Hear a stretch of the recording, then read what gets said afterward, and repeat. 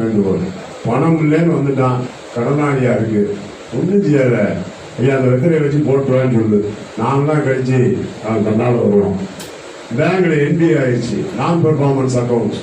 என்னை வந்து சொல்லி முடிச்சிட்டாங்க, ஏலத்துக்கு போகுதுன்னு சொன்னா வச்சுக்க, போகாதுன்னு அடிச்சு பேசு.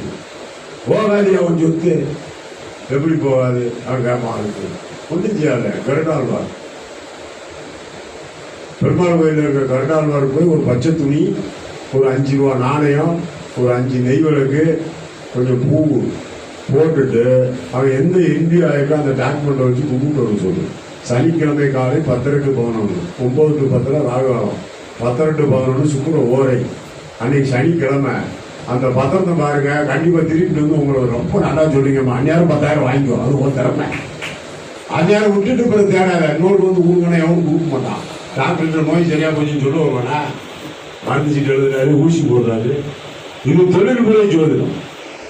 அதான் நீ சம்பாதிக்க வேண்டாம் நான் என்னைக்குமே சொல்ல மாட்டேன்ப்பா.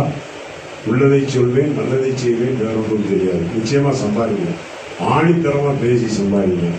நிறைய பரிகார வித்தைகள் தெரிஞ்சு வச்சுக்கோங்க, அதை தப்பா பயன்படுத்தாது.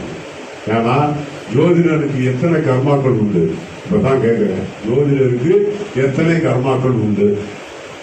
இந்த கர்மா நம்ம குடும்பத்தை பிடிக்குமா பிடிக்காதா? அப்ப சொன்னேன் 500 ரூபா வாங்கினாலும் பதில் சொல்லணும்னா ஜோதிட கடன்றான்னு சொல்லிட்டு போனேன். முதல்ல யாரு? மாத்திரு கர்மா, உன் தாய் வழி கர்மா.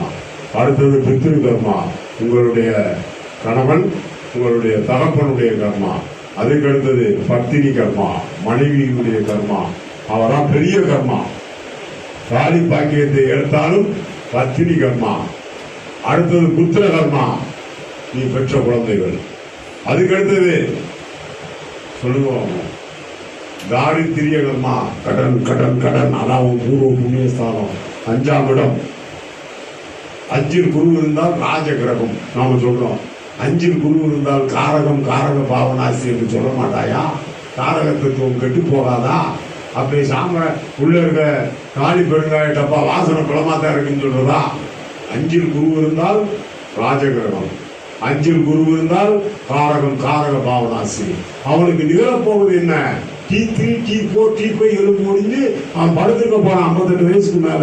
யாருக்காவது 5ல் குரு நடமாட்டான்னு சொல்லுவோம் என்று ஜோதிடம் படிக்கின்றீர்களோ ஆணித்தரமாக சொல்லுகின்றேன். நாளை பணம் இல்லை என்று உன் வாழ்க்கையில நினைக்கூடாது. நான் சொல்லி போறேன், அடுத்து நான் வர்றேனா வரலையா, பேசுறேனா பேசுறேன்.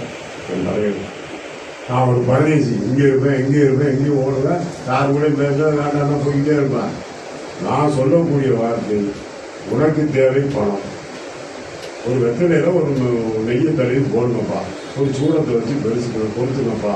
சைவமா இருந்தா மகாலட்சுமியை கும்பிடுங்க, வைஷ்ணவமா இருந்தாலும் கும்பிடலாம். ஆனா சைவமானவர்கள் மகாலட்சுமியோட சொர்ணாவர்சன பெயரோட வழிபாடு பண்ணுங்க.